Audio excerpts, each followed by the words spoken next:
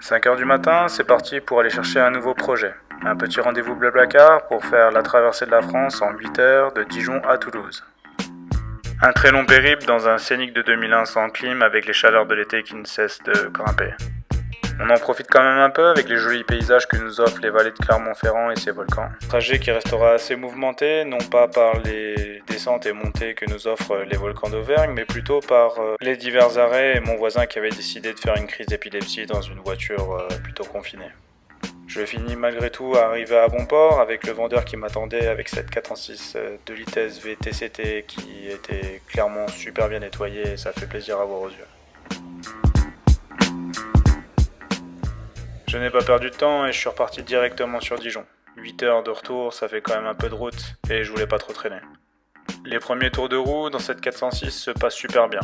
Elle a en fait même pas 80 000 km et ça c'est super agréable. Et je me permets même de lui passer moi-même les 80 000 km. Aucun gros défaut à déclarer à part un éclairage un peu faiblard du compteur, il doit y avoir une masse en défaut.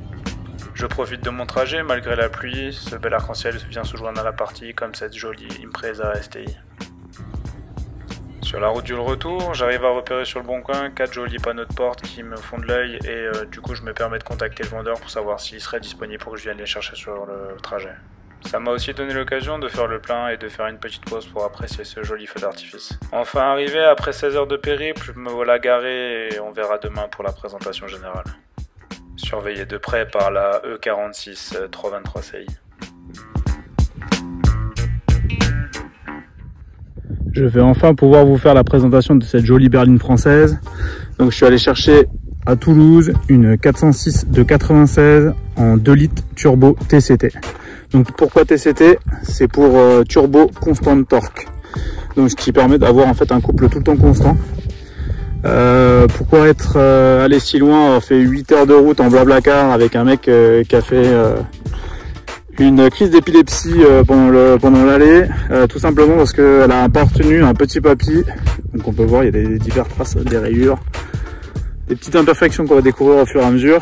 Mais surtout le gros avantage qu'elle a, c'est qu'elle a 80 000 km d'origine.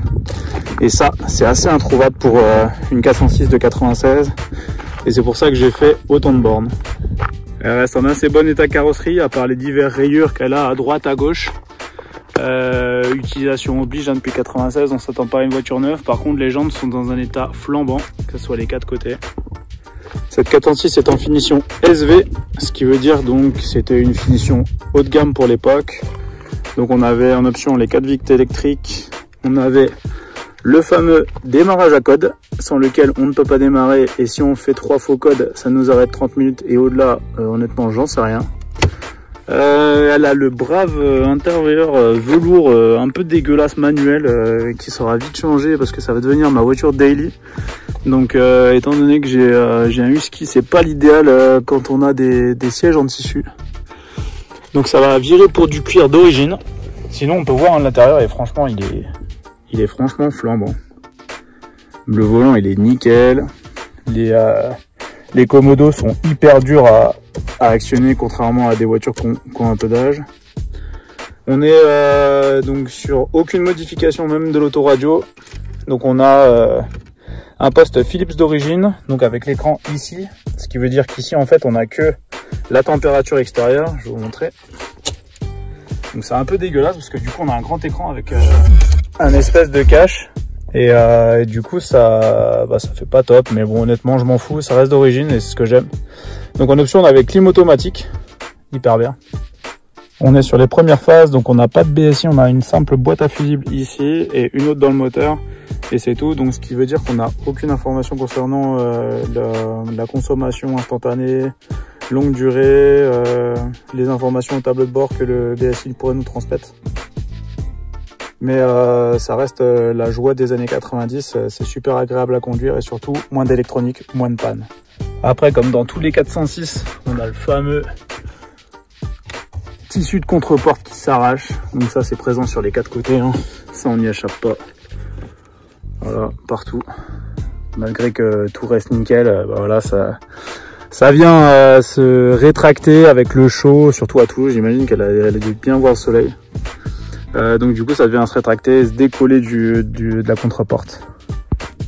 toute façon, c'est pas très grave. Avec ce que j'ai trouvé sur le retour, je ferai le montage qu'il faut pour pallier à ce petit problème. On a aussi le réglage des rétroviseurs électriques. Donc côté conducteur et côté passager. Donc ça, c'est pareil, c'est sympa. Petite option d'époque, toujours sympa à avoir. Je vous montre également l'arrière. Donc pareil, tout est nickel. Hein. Vous voyez, la banquette, elle a franchement pas vécu. C'est franchement propre. Moi j'ai les haut-parleurs par contre qui grésillent fort, donc je pense que ça va être à virer assez rapidement. Autre petite option qui était présente sur la SV, donc c'est le pare-soleil qui vient s'accrocher juste ici. Donc vous avez des petits crochets là, donc c'est toujours sympa, hein. C'est pas électrique mais franchement ça fait le taf. Gros avantage aussi sur les premières années de 406, c'est qu'on avait un toit qui était imprégné de moquette, et c'est pas en fait un voile qui est collé, c'est vraiment de la moquette pure qui était incrusté dans le ciel de toit, ce qui fait qu'il se décroche jamais. Donc ça c'est assez agréable de voir un ciel de toit qui tient sur une 406. Petit défaut par contre, c'est tous les plastiques de contour de poignée là qu'on voit ici, et qui en fait se craquent complètement avec le temps. Je vais vous montrer, ils se partent complètement en confetti quoi. Donc mon petit papy, il avait un attelage et probablement une petite remorque pour la déchetterie, ce qui fait que je pense qu'elle devait taper un peu sur le pare-choc arrière. Rien de grave honnêtement, ça reste que de la peinture, donc je m'en fous. Le gros avantage par contre, c'est cet attelage qui va nous permettre de pouvoir tirer le plateau que je pouvais pas tirer jusque là, ni avec la 406 coupée ni avec la E46. Un petit logo à retrouver, rien de fou. Un énorme coffre qu'on connaît au 406 qui est hyper agréable à avoir. Pareil, hein, qui est nickel.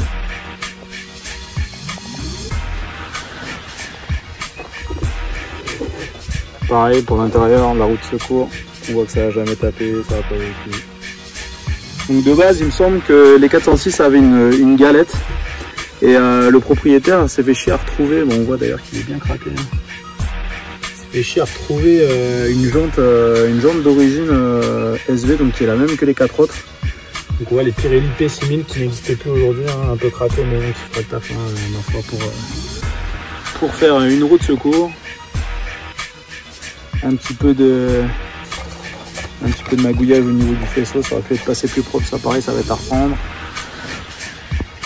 Un peu déçu par contre, j'ai pas le chargeur 6CD qu'il pouvait y avoir en option sur les finitions SV.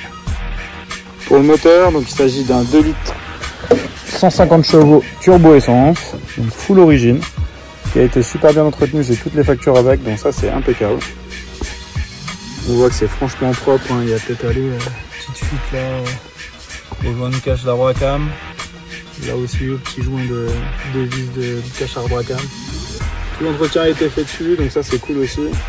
Sur les options que j'ai pas, sur les finitions SV, donc on avait aussi les lave-phares qu'on pouvait avoir ici en fait, qui venaient laver les phares. Bon, c'est pas super utile, mais ma foi je vais quand même les rajouter. J'ai des gicleurs de lave-phares de 406 coupés qui sont les mêmes en phase 1 et phase 2 et qui viennent en lieu et place ici. En fait c'est déjà pré-monté derrière, on a déjà l'emplacement pour mettre le gicleur. Il faudrait juste que je fasse une petite découpe et que j'achète les caches. Ici ils se trouvent assez facilement sur internet. Une autre finition aussi que j'ai pas, c'est les liserés chrome qui est ici, que je rajouterai peut-être, je verrai avec le temps parce que ceux-là ils sont pas très beaux. C'est assez compliqué à trouver, mais honnêtement ça se fait et ça peut rajouter que du cachet à la voiture. Il y aurait aussi quelque chose que j'aimais bien sur ma 406 coupée, les xélons qui seront rajoutés à un moment donné. Donc qui dit xélon dit aussi obligé d'avoir les lave-phares sur le pare-choc, parce que sinon c'est refusé au contrôle technique. La fiabilité du 2 litres turbo essence de chez Peugeot Citroën n'est plus à démontrer, hein. On en a beaucoup eu sur les 806, Evasion, Xantia, XM, 406 et j'en passe. Du coup j'avais déjà essayé le V6 sur la 406 coupée.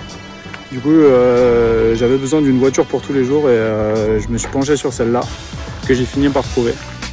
Voilà, elle va être ma voiture tous les jours que je vais bricoler au fur et à mesure. Dans un premier temps, donc on va modifier l'intérieur, les panneaux de porte, régler ce problème de prise d'attelage qui va être hyper important. Et sûrement un passage à l'éthanol parce que ça consomme un peu, hein, sur le retour. J'étais entre 8 et 10 litres sans trop taper dedans sur l'autoroute. Donc un petit passage éthanol, il faut que je regarde encore ce qu'il y a à modifier pour le passage éthanol à part le calculateur. La E46, quant à elle, elle va être vendue. Hein. C'était vraiment sympa de rouler en 6 cylindres essence de chez BMW qui est hyper réputé. J'en ai fait le tour, franchement c'était super agréable, mais je voulais à tout prix voilà, passer sur un turbo essence et quelque chose d'assez fiable. Et Peugeot revenait souvent en tête de liste sur ce moteur-là. Du coup voilà, vous allez découvrir au fur et à mesure des vidéos les améliorations que je vais apporter et les modifications. Voilà, donc au plaisir et n'hésitez surtout pas à vous abonner ou mettre un petit pouce, ça fait toujours plaisir. Allez, salut!